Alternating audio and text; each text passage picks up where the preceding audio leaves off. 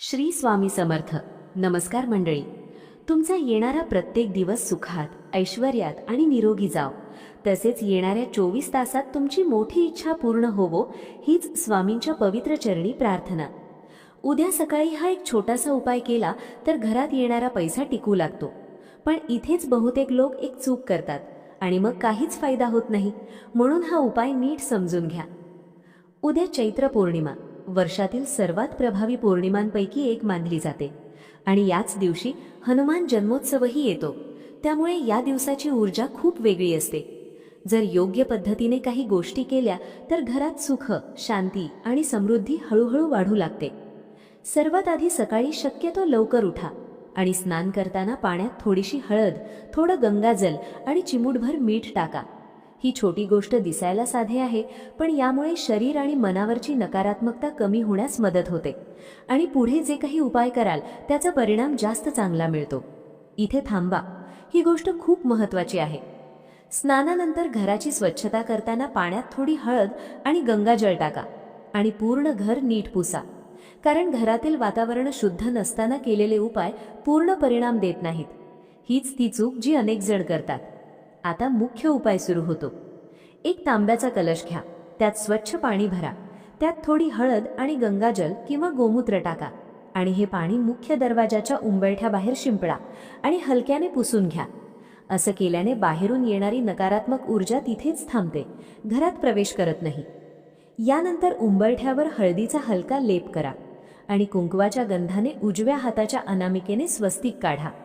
स्वस्तिक हे फक्त चिन्ह नाही, ते सकारात्मक ऊर्जा आकर्षित करण्याचं माध्यम मानलं जातं. पण इथे एक गोष्ट लक्षात ठेवा, स्वस्तिक काढताना मनात श्रद्धा असली पाहिजे. फक्त हाताने केलं आणि मन दुसरीकडे तर परिणाम कमी होतो. आता पुढची गोष्ट जी बहुतेक लोक विसरतात, उंबरठ्यावर अष्टलक्ष्मीचं प्रतीक काढा. एक एक बिंदू काढताना मनात त्या त्या रूपाचं नाव घ्या. अधिलक्ष्मी, धनलक्ष्मी, धान्यलक्ष्मी अशा 8 रूपांचं स्मरण करा. हे करताना मनात एकच भावना ठेवा, माझ्या घरात सर्व प्रकारची समृद्धी यावी. यानंतर तिथेच एक चौमुखी दिवा लावा. 4 वाती लावून दिवा प्रज्वलित करा आणि हा दिवा घराच्या मुख्य दरवाजाच्या बाहेर उजव्या बाजूला ठेवा.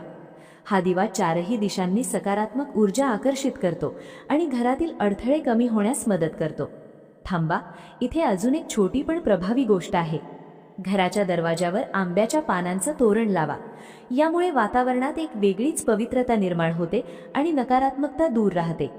त्यानंतर स्वयंपाकघरात जा आणि तिथे अन्नपूर्णा मातेचं स्मरण करा. जुने तांदूळ बदलून नवीन तांदूळ अर्पण करा. जुने तांदूळ वाया घालवू नका, थोडे वापरा आणि थोडे पक्ष्यांना द्या. देणं ही सुद्धा समृद्धी वाढवणारी सवय आहे. देवघरात दिव्याखाली स्वस्तिक काढा आणि कुलदेवीची पूजा नक्की करा. 11 अखंड लवंग अर्पण करा. कुलदेवीचा आशीर्वाद असेल तर अनेक अडचणी आपोआप दूर होतात आणि शक्य असेल तर हनुमान मंदिरात जाऊन दर्शन घ्या. चमेलीचं तेल, काळे उडीद किंवा तीळ अर्पण करा. यामुळे मानसिक आणि आर्थिक अडथळ्यांवर मात करण्याची शक्ती मिळते.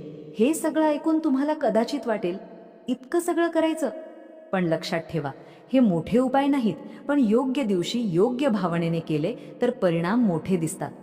आणि शेवटी एक गोष्ट, हे उपाय करताना घाई करू नका. मन शांत ठेवा, श्रद्धा ठेवा, कारण श्रद्धेशिवाय कोणताही उपाय पूर्ण होत नाही. हा उपाय केल्यानंतर तुमच्या घरात काय बदल जाणवले हे नक्की कमेंटमध्ये सांगा. आणि जर थोडासा जरी सकारात्मक फरक जाणवला तर हा अनुभव इतरांपर्यंतही पोहोचवा. कारण कधी कधी एक छोटा उपाय आयुष्यात मोठा बदल घडवू शकतो. आणि अजून एक गोष्ट जी खूप लोक नकळत चुकवतात, दिवा लावल्यानंतर लगेच आत जाऊ नका. 2 मिनिटं त्या दिव्याकडे शांतपणे पहा आणि मनात फक्त एकच विचार ठेवा, माझ्या घरात सुख, शांती आणि समृद्धी वाढत आहे. ही छोटी सवय आहे, पण मन आणि ऊर्जा दोन्ही एकाच दिशेने काम करू लागतात आणि इथेच खरा बदल सुरू होतो. आता पुढे लक्ष द्या. दिवसभरात शक्य असेल तर घरात भांडण, राग, कटू शब्द पूर्ण टाळा. कारण तुम्ही सकाळी जे सकारात्मक वातावरण तयार करता तेच जर दुपारी किंवा संध्याकाळी नकारात्मक बोलण्याने खराब झालं तर परिणाम कमी होतो.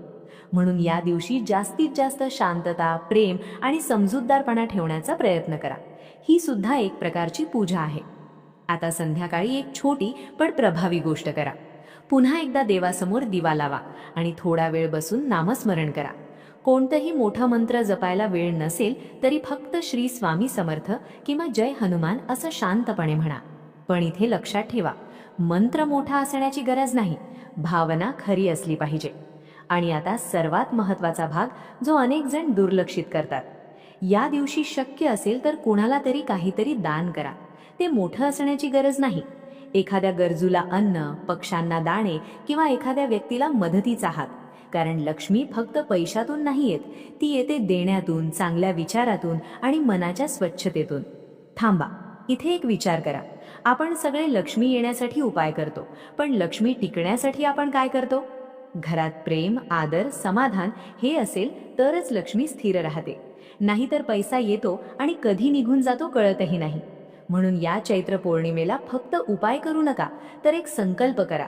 घरात सकारात्मक वातावरण ठेवण्याचा, एकमेकांशी प्रेमाने बोलण्याचा आणि देवावर पूर्ण विश्वास ठेवण्याचा. कारण जेव्हा प्रयत्न आणि श्रद्धा दोन्ही एकत्र येतात तेव्हा परिणाम थांबत नाहीत. हा पूर्ण उपाय मनापासून केलात तर काही दिवसांतच घरातील वातावरणात बदल जाणवू लागेल, कामांमध्ये गती येईल आणि हळूहळू अडचणी कमी होत जातील.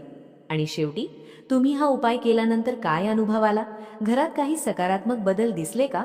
हे नक्की कमेंटमध्ये लिहा. तुमचा अनुभव दुसऱ्यांसाठी मार्गदर्शक ठरू शकतो. पुन्हा भेटूया अशाच एका नवीन आणि उपयोगी व्हिडिओमध्ये. तोपर्यंत मनात विश्वास ठेवा आणि लक्षात ठेवा, देव कधीच उशीर करत नाही, फक्त योग्य वेळ येण्याची वाट पाहतो. श्री स्वामी समर्थ.